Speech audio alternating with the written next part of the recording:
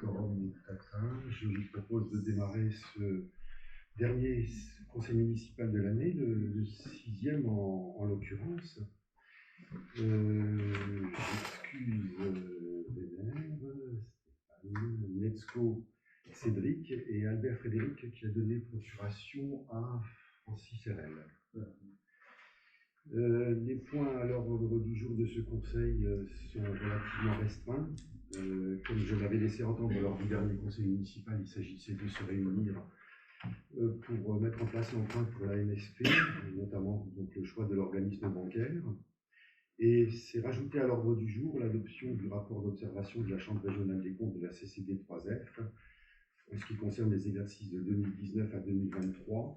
Ce document nous est arrivé après ce dernier conseil, où il nous était demandé de le passer en approbation dans le plus proche conseil.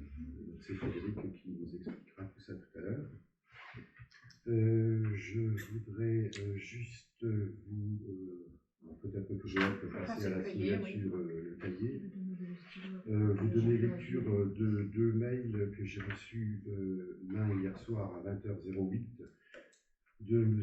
Muller-Daniel qui dit bonjour, un conseil municipal à mercredi à 10h30, il fallait oser également, je vous en donne lecture. Et de Mme Muller-Katia qui écrit encore un manque de respect flagrant vers la démocratie locale. Voilà. Ils ne sont pas excusés, mais en tout cas, je vous en ai donné lecture. Après avoir donc signé les différents documents relatifs au dernier conseil, si vous avez des questions, vous n'hésitez pas, je suis en mesure de vous répondre. Concernant le poste de rédacteur, peut-être une information.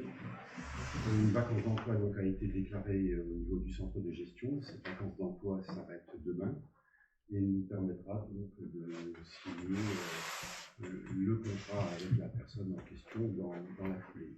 Donc, pour le moment, la procédure se termine, la procédure dite administrative se termine et la signature d'un contrat à l'issue de cette procédure close dès demain au niveau du centre de gestion.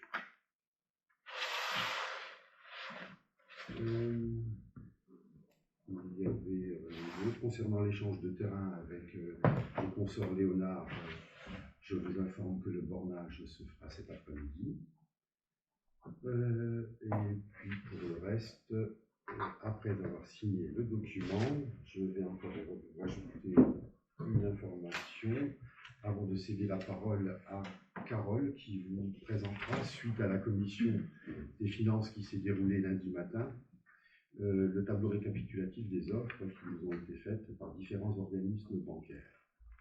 Mais avant cela, je vous rappelle que, sans rentrer dans un détail, que notre projet faisait un peu plus de 2 millions d'euros, et que, hors taxe, et que hier soir une bonne nouvelle et supplémentaire est tombée, si je me trompe, Frédéric me reprend, le conseil communautaire a validé une subvention de 200 000 euros qu'on attendait, qui avait été inscrite au budget, mais on a confirmation depuis hier soir. Ça a été voté hier à l'unanimité.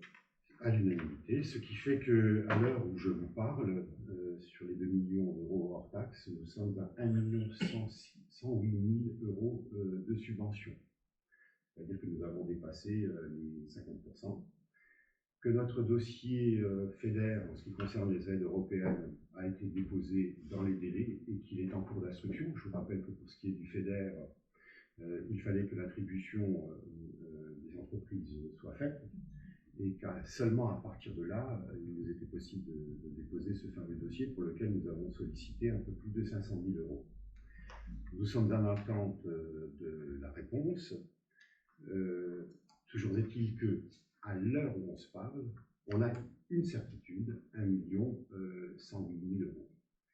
Qu'en complément de tout cela, il s'agissait de compléter le financement par l'obtention d'un prêt. Ce prêt, en fait, il a été demandé, Carole le dira dans un instant, à différents organismes pour un montant de 745 000 euros, celui qui avait été prévu au budget primitif. Et grâce donc, à ce financement complémentaire par emprunt, et en attente de la subvention européenne qu'on espère obtenir, on va dire que le projet est quasiment financièrement bouclé. Je cède la parole maintenant à Carole, qui va vous rappeler ce qui s'est dit lors de cette commission des finances lundi matin, et vous parler de l'organisme qui semble être le plus intéressant. Moi, j'ai juste une question. Oui, vas-y. Est-ce que je peux avoir la parole 2 minutes? Bien entendu. C'est suite à la dernière réunion du Conseil sur le point 3 et sur le point 2. Ok. Donc, il y avait M. Muller qui était là et j'ai posé une question. Est-ce que comment ça va se passer avec le pluie normalement, où ça va être traité? C'était ma question. D'ailleurs, Mme Baird m'a répondu tout simplement. Monsieur Muller, donc voilà ce qu'il dit sur le point 3. Un adjoint historique. Une fois c'est un adjoint lointain, une fois c'est un adjoint alsacien, une fois c'est un adjoint tête de bois. Cette fois-ci, c'est un adjoint historique.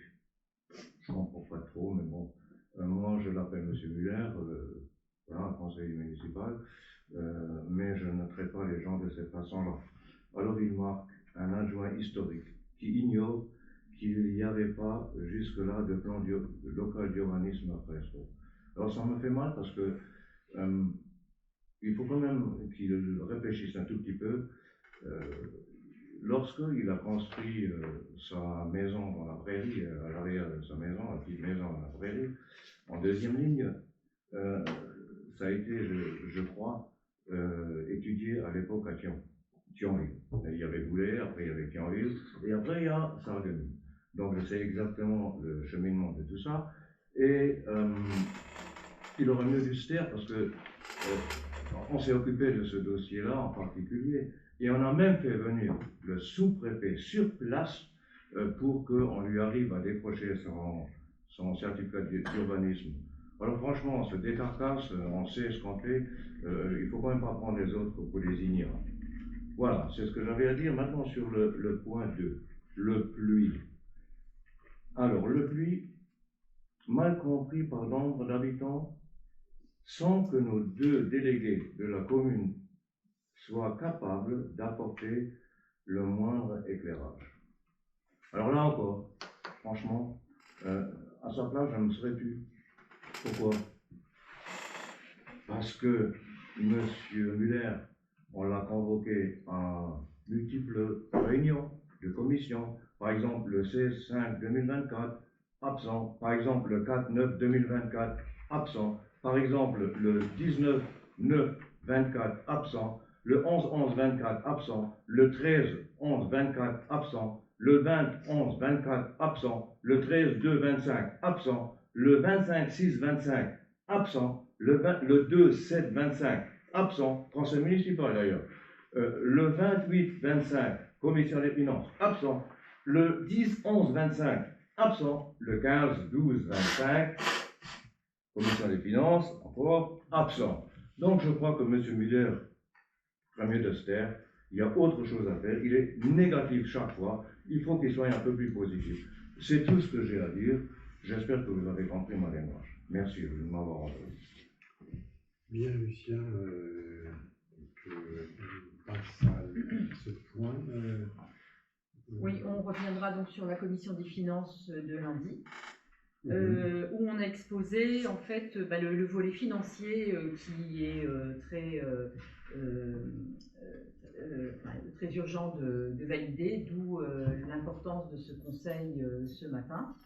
On a en priorité donc demandé à divers organismes financiers donc d'assurer notre emprunt, notre partie communale.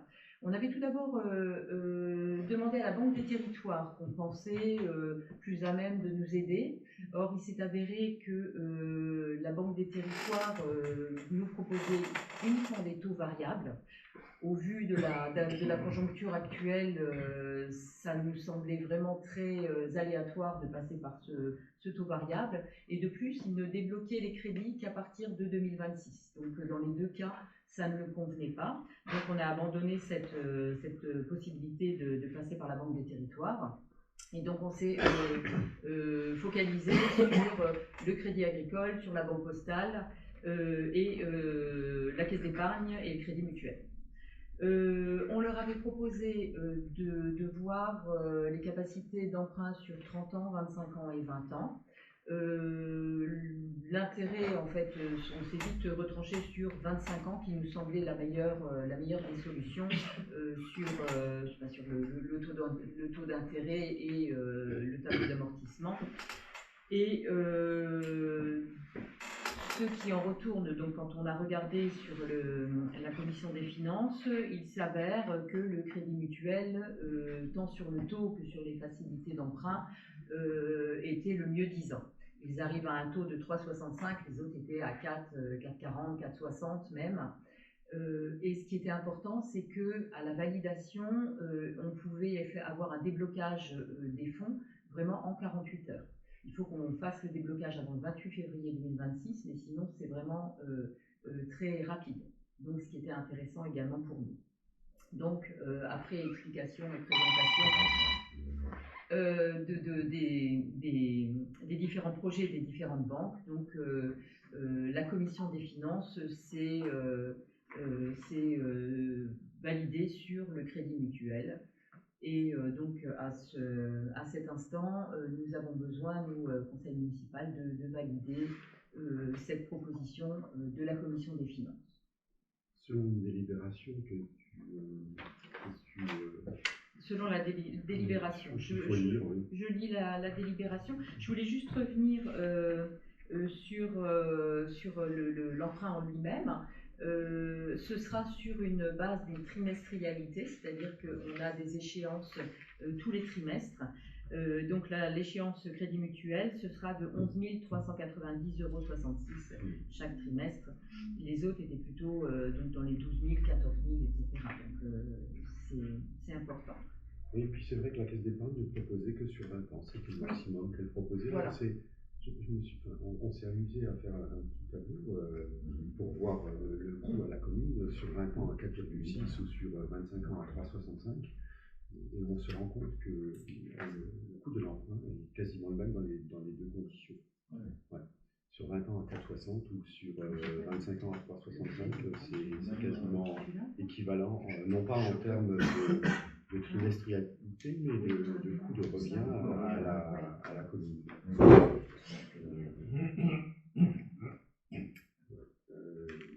Je crois que ce qui est important, c'est peut-être avant de dire la délibération, de valider le choix de l'organisme.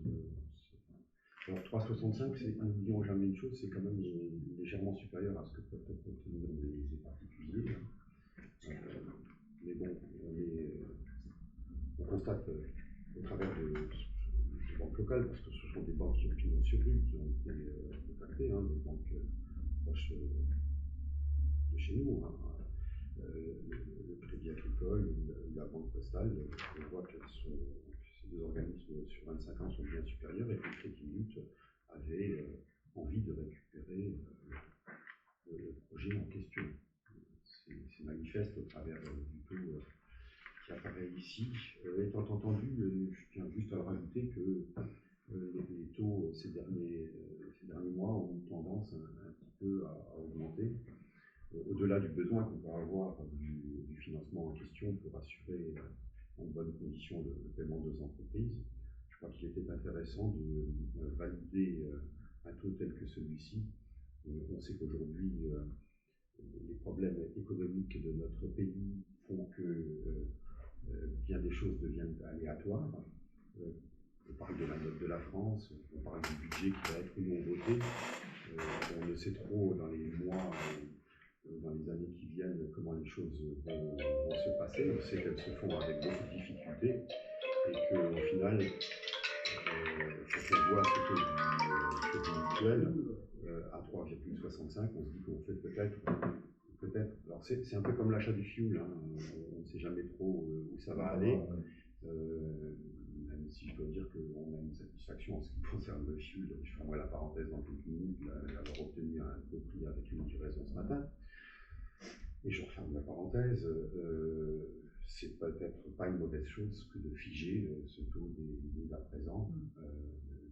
C'est plutôt une bonne chose pour les années qui viennent et pour la commune, parce que l'intérêt finalement, c'est celui-là qui prime surtout, et c'est pour ça qu'on est réunis quelque part assez rapidement avant la fin d'année, c'est de figer un taux sur lequel je pense que la commune ne fait pas une mauvaise affaire. Je n'ai pas dit qu'elle faisait une bonne affaire, je dis qu'elle ne fait pas une mauvaise affaire avec ces incertitudes qui planent sur nous pour les mois qui viennent.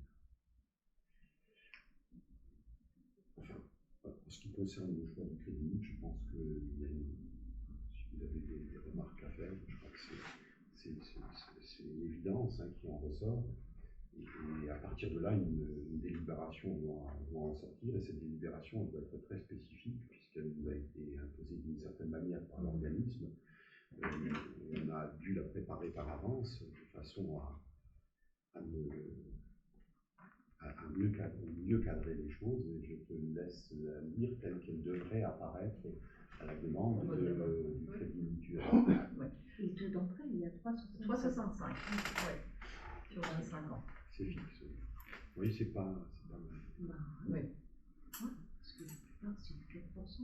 On était à 4, 4,41, 4,60. Donc quand on a reçu la proposition, c'est vrai que c'était indéniable de les choisir. Donc si quelqu'un est contre cette offre du crédit mutuel, quelqu'un veut s'abstenir, donc on peut considérer qu'à l'unanimité, le choix du crédit mutuel a été retenu par le conseil municipal. Et donc on avait préparé justement cette délibération. Je me permets de vous la lire. C'est donc réalisation d'emprunts pour assurer le financement de la maison de santé pluriprofessionnelle. Alors, je mets Madame Hoffner ou le maire parce que... Non, je suis qui a présenté. Hein. Voilà, donc Madame Hoffner informe les conseillers que plusieurs organismes bancaires ont été sollicités afin de contracter un emprunt pour le financement de la maison de santé pluriprofessionnelle à hauteur de 745 000 €. Le Crédit Mutuel a proposé la meilleure offre. Le conseil municipal, après en avoir délibéré, à l'unanimité, autorise le maire à réaliser auprès du Crédit Mutuel un emprunt d'un montant de 745 000 €, dont le remboursement s'effectuera en 25 ans, en trimestrialité, à échéance constante, en capital et intérêt, soit 11 390,66 €. Cet emprunt sera contracté aux conditions suivantes émises par la banque susnommée. Donc il nous avait joint un tableau qu'on a remis dans la délibération, notifiant donc les conditions. Donc juste un petit, les disponibilités des fonds, comme j'en parlais tout à l'heure. Donc à signature du contrat, on peut demander soit en totalité, soit par fraction les fonds, et au plus tard le 28 février 2026. Le reste est sur le tableau qu'on vous aura remis. Le conseil municipal s'engage pendant toute la durée du prêt à créer et à mettre en recouvrement en cas de besoin les impositions directes nécessaires pour assurer le paiement des remboursements découlant du présent prêt. Les conseillers, à l'unanimité, autorisent le maire à signer le contrat, à intervenir sur les bases précitées et aux conditions générales du contrat de prêt. Pour rester conforme, Freistroff, ce jour, le 17 décembre 2025. Oui, Voilà. donc 0,10%, les commissions de frais sont de 0,10% du montant accordé, donc 745 €. Pour complément d'information, et vous aurez la possibilité à tout moment et sans préavis de rembourser de façon anticipée, mais moyennant une indemnité. Ça, c'est la particularité du crédit mutuel qui m'a toujours un peu gêné, mais quand on regarde les autres, c'est pas forcément mieux, mais c'est 5% du capital restant. C'est partout, chaque fois. Oui. T'as une pénalité. Tu as toujours des pénalités. Et donc là-dessus, il n'y a pas de négociation. Non, Mutuelle, voilà. ce sera, c'est un fait et ça. Voilà, bah, écoutez, merci beaucoup. Sauf qu'on mettra, si tu veux bien, le maire ou son adjoint, si je ne comprends pas, comme on le fait d'habitude, de façon à ce qu'on ne sait jamais. Le point numéro 3, donc il s'est rajouté à ce conseil. Hein. Initialement, j'avais pensé uniquement à parler de l'emprunt, mais comme je vous l'ai dit tout à l'heure, c'est rajouté un rapport d'observation de la Chambre régionale des comptes. Vous en avez sûrement été informé par voie de presse il y a quelques jours ou quelques semaines. Dans le Publicain Lorrain, j'ai vu passer un article là-dessus. Donc je cède la parole à Frédéric qui maîtrise mieux que moi le dossier en question, avec le soutien de Lucien, qui sont nos brillants représentants à la communauté de communes. Vous avez effectivement été destinataire du fameux rapport de la Chambre régionale des comptes. Alors, juste pour ceux qui ne savent pas trop ce que c'est que la Chambre régionale des comptes, donc c'est une juridiction financière indépendante et compétente sur le ressort territorial. Elle est chargée de vérifier le bon usage de l'argent public et d'en informer les citoyens. Et elle vérifie sur pièce et sur place la régularité des recettes et dépenses décrites dans les comptabilités des organismes relevant de sa compétence. Là, vous pouvez constater que le rapport a débuté, enfin l'analyse du rapport a débuté en 2019 et s'est arrêtée en 2023. 2019, juste pour rappel, c'était à l'époque M. Station qui était président. Ce qui veut dire que ce rapport a été établi sur 2 mandats. Les 2 présidents ont été, je veux dire, audités, si on peut dire comme ça, chacun à leur tour. Et donc, ce qui en est ressorti, effectivement, c'est ce fameux rapport que vous avez dû lire. Donc voilà. Donc aujourd'hui, je suis là, enfin, nous sommes là, effectivement, pour en parler.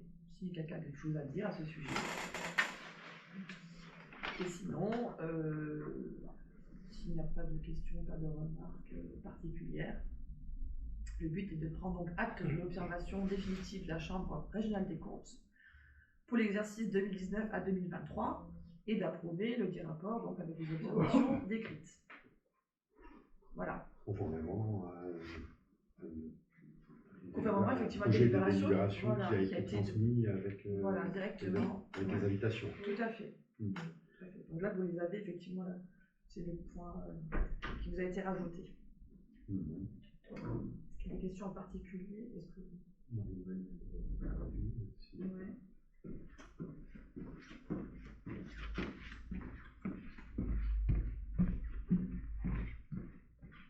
Voilà, je ne sais pas si je dois reprendre, en fait, voilà, comme je disais, c'est un rapport qui a été établi par la Cour des comptes. C'est un organisme, en fait, qui est vraiment là pour vérifier sur les pièces qui lui sont présentées et sur place tous les éléments de la régularité des comptes et des dépenses décrites dans la comptabilité, en fait, des organismes. Voilà. Et c'est comme je disais, ça s'est fait sur en plus ou pas? Pardon? Ils ont le droit de demander des pièces en plus? Ils peuvent tout demander. Tout ce qui est financier, ils peuvent tout demander. Donc voilà, donc comme je disais, ça s'est fait sur un double exercice, comme ça a débuté en 2019, ce qui veut dire que ça a débuté sur l'exercice précédent de M. Station. Comme la CCB 3F en tant que telle a été créée, je dirais, en 2017, lors de la fusion. Et donc, elle s'est arrêtée en 2020 avec l'élection du nouveau président. Donc, l'exercice se fait sur les deux dates. Donc, voilà. Donc, tout est vérifié. Après, la Cour des comptes émet un avis. Et c'est juste pour en prendre acte. En fait. Tu peux juste résumer l'avis parce qu'il y a beaucoup de feuilles. Ah bah, résumer, ça va être compliqué. Hein. Alors, si tu veux, si je reprends un petit peu quelques éléments. Donc effectivement, en gros, oui. Voilà. Le rapport estime que donc alors globalement, les choses vont plutôt bien. Après, il faut bien se rendre compte effectivement qu'au moment de la fusion, il y a eu effectivement la fin du précédent mandat. Il faut quand même se rappeler qu'il y avait, on avait travaillé sur la fibre et sur la piscine, qui avait coûté beaucoup d'argent. Du coup, la capacité d'autofinancement aujourd'hui, elle est un peu plus restreinte de ce point de vue-là. Il y a aussi une dépense de fonctionnement aussi qui est beaucoup plus importante. Il y a aussi beaucoup plus de personnel, donc forcément des coûts supplémentaires. Ensuite, bon, comme du positif, c'est qu'on a quand même beaucoup investi finalement, même un investissement assez important dans tous les domaines d'ailleurs. Ensuite, qu'est-ce que je pourrais dire d'autre? Bon, après, c'est des petites choses budgétaires en fait, juste des petits points budgétaires. Il faut organiser par exemple les SPIC différemment. Comme je disais, si on reprend par exemple l'histoire des ordures ménagères, au départ il y avait vraiment deux comptes. Là, abonder le compte général, abonder vers le compte des ordures ménagères. Alors eux, ils demandent à ce qu'il y ait vraiment deux comptes séparés. L'un ne peut pas dépendre de l'autre. Donc ça, effectivement, il y a des petites choses après qui ont été mises en place, mais qui en 2023 n'existaient pas encore. Après, ils ont relevé des petits, je sais pas, le problème c'est que la page, les résumés, ça va être compliqué. En fait, pour répondre à Marie-Noël, moi, ce que j'ai remarqué, c'est qu'il y avait 4 appels à la loi qui ont été détaillés. C'était d'élaborer dans les logos l'ensemble des rapports réglementaires. Oui. Parce que c'est vrai que les rapports, effectivement, les rapports d'activité, effectivement, il y en a certains qui n'étaient pas. Tu as parlé de justifier l'inscription des restes à réaliser en dépenses et en recettes, c'est une opération d'ordre budgétaire. Ouais. Est-ce que ça avait été fait, pas fait? Enfin, toujours est-il qu'ils disent les restes à réaliser, hein, c'est d'une année sur l'autre, les montants qui vont. Mais tout avait quand même toujours fait en accord avec c'est des remarques qui ont été faites. Donc, du coup, bon, ça organiser des SPIC, alors les SPIC, c'est les services publics industriels et commerciaux, en créant une régie dotée d'un compte au trésor. Par exemple, les ordures ménagères, c'est un budget normalement qui doit être séparé du budget général. Donc il doit s'auto-financer en fait. Et tenir une comptabilité d'engagement des dépenses, à partir du moment où les factures arrivent, il faut les engager dans le budget. Il y a des petites choses comme ça qui, d'un point de vue administratif, n'ont pas forcément été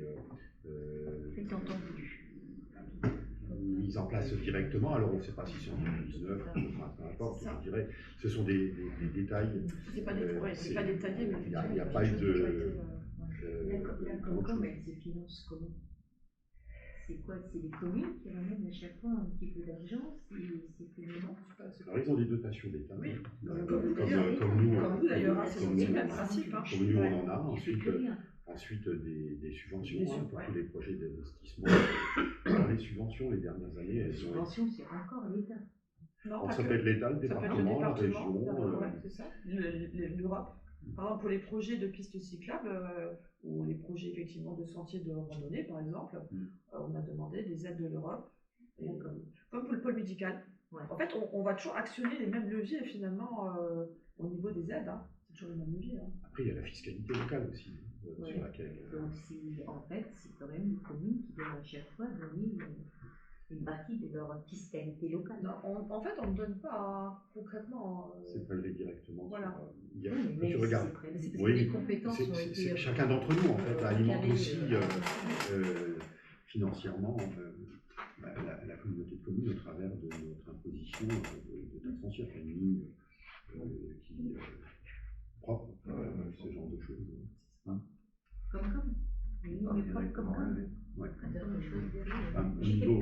Au niveau de la... Alors, l'essentiel de la recette de la Comcom, c'est ce qu'on a appelé dans le temps la taxe professionnelle, qui devient aujourd'hui la cotisation foncière des entreprises.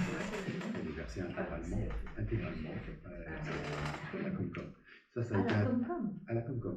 Ça a été un transfert de compétences qui s'est fait.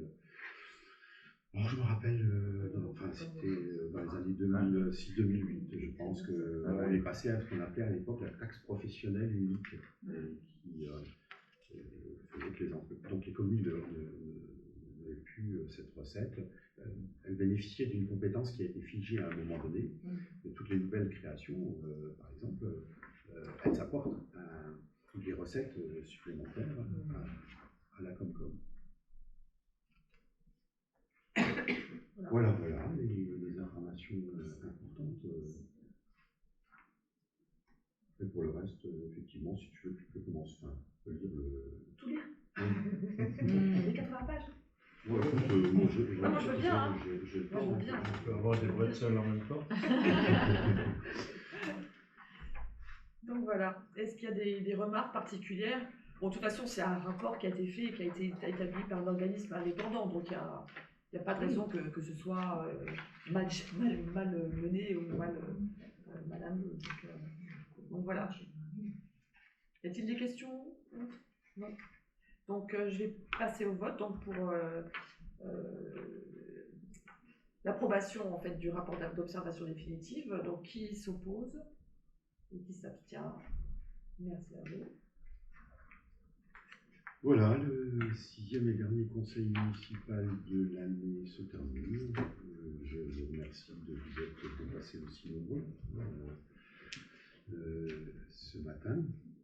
Vous en aviez compris toute l'importance, ce qui va nous permettre dès cet après-midi de contractualiser les choses officiellement avec le Crédit Mutuel.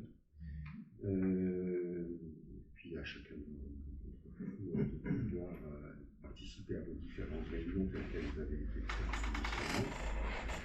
Il me reste à vous souhaiter une bonne fin de journée et surtout de belles fêtes de fin d'année, en attendant de vous revoir lors du prochain conseil à janvier, début février, de vous revoir, je l'espère, avant, pour que on puisse voir comment nos différents projets avancent. Je sais que beaucoup d'entre vous passent régulièrement en mairie pour suivre ces évolutions, preuve que vous y intéressez énormément.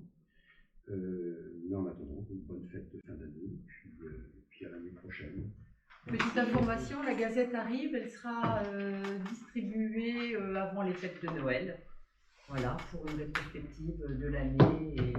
Donc la semaine prochaine alors? Oui, elle devrait arriver le 19 en mairie, et donc à nous de la distribuer. À très bientôt, bonne fin de journée.